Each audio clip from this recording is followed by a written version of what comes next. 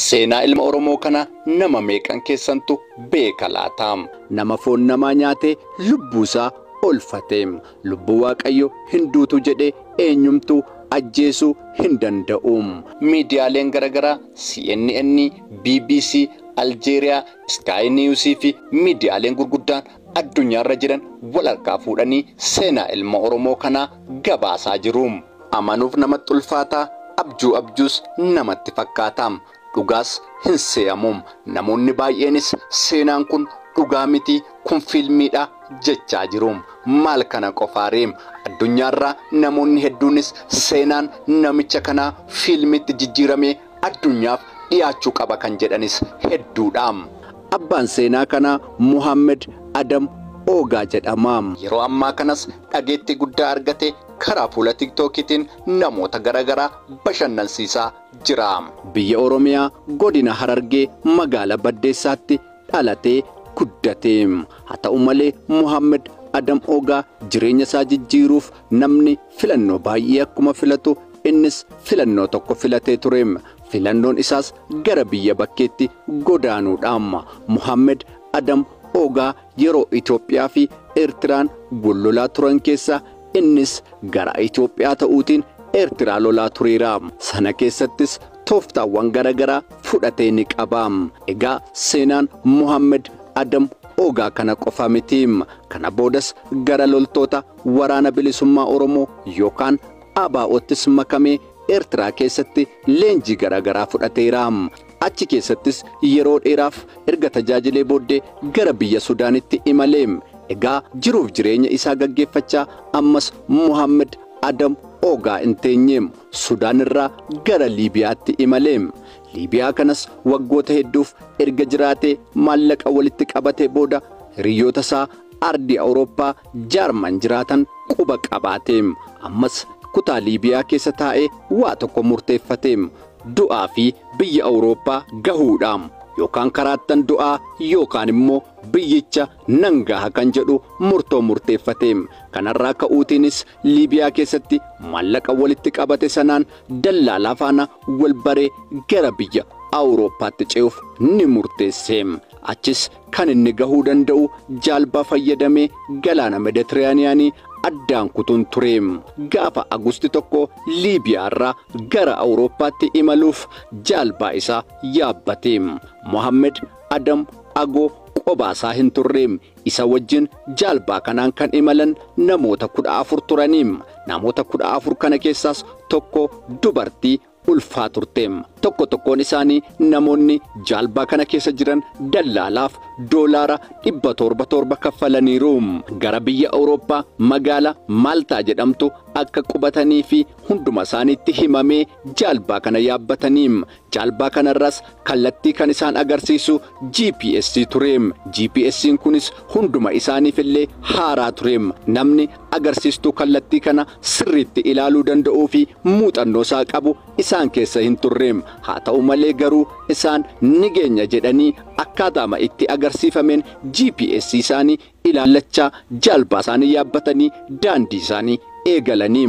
Ta'u malee garuu otooma imalanii daandiin kun harkaa baduutiin asii fi achi otoo jooranii takka as goraa takka achi goraa otoo deddeemanii jaalbaan isaanii beenzila fixatte. Haaluma kanaan otoo jiranii ammas GPS isaan harkatti qabatanii jiranillee baatirii yookaanis immoo ibsaa harkatti fixate.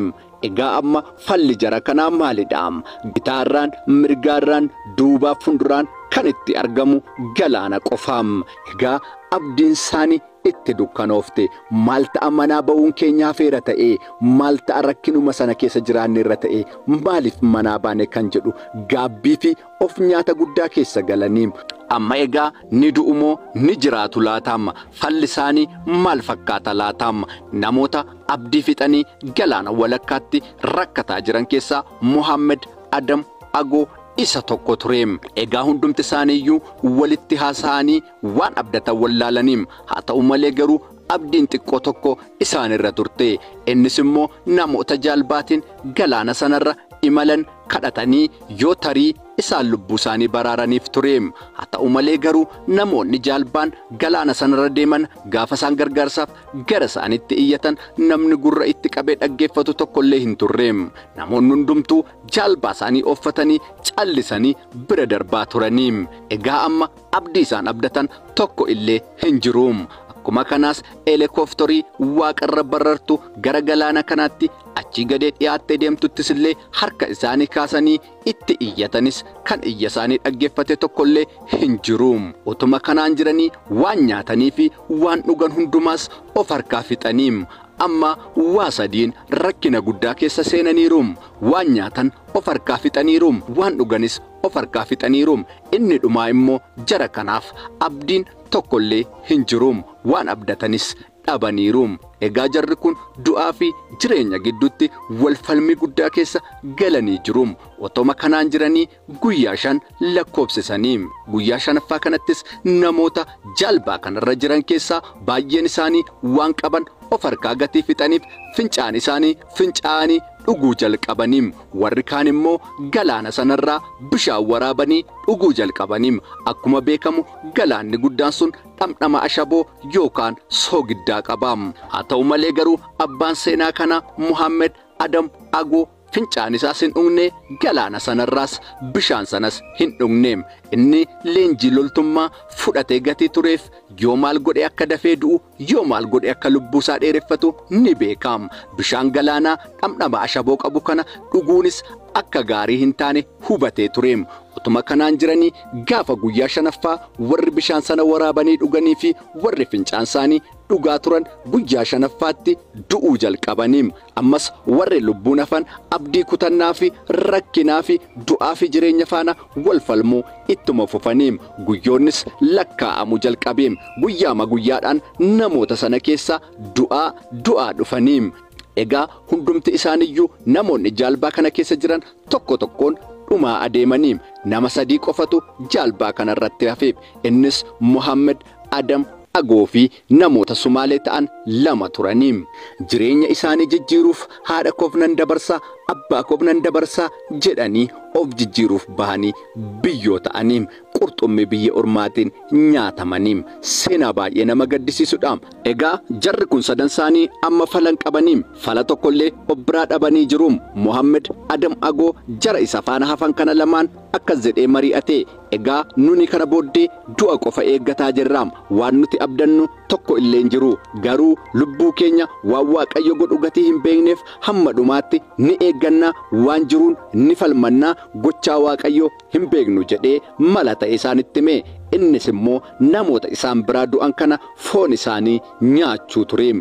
Ta'u malee garuu hiriyoonni isaa isa bukkee jiranis falli biraa gatii hin jirreef tole jedhanii yaada kanatti waliif galaniim. Guyyaa sanaa kaasanii namoota isaan biratti du'an reeffa isaanii foon isaanii kutanii nyaachuu eegalaniim. Egaa seenaan baay'ee nama gaddisiisuu fi dhugaa namatti hin fakkaanne kun hin xumuramneem. Dhumni jarreen kana sadanii maal ta'e laataam? Yeroo hammamiif foon namaa kana itti fufanii soorratan laataam? Lubbuun ni oolan immoo hin oolle laataam? Bakka hawwii isaanii bakkatti akeekan sanoo ni gahan immoo hin geenye laataam? Muhammed